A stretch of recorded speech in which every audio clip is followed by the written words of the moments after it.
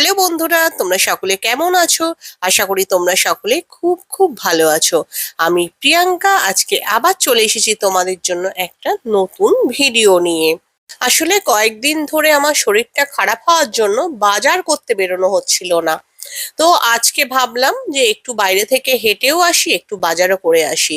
এখন বাজে রাত 9:30, কিন্তু সিঙ্গাপুরে দেখো চারদিকে কত লাইট। তো আমরা বাজার করে প্রচন্ড হাঁপিয়ে গেছিলাম। তো ভাবলাম, আর খিদেও পেয়েছিল সেই সাথে, সেই কারণে ভাবলাম যে একটু কিছু খেয়ে নিই। সিঙ্গাপুরে এই জিনিসটা আমার ভীষণ ভালো লাগে। চারদিকে প্রচুর পার্ক আর বসার জায়গা। তুমি যদি কখনো হাঁপিয়ে যাও, তখন কিন্তু তোমার বসার জায়গার অভাব সিঙ্গাপুরে হবে না। যেমন এটা হলো লট ওয়ান মলের ঠিক অপোজিটে একটা বসার জায়গা।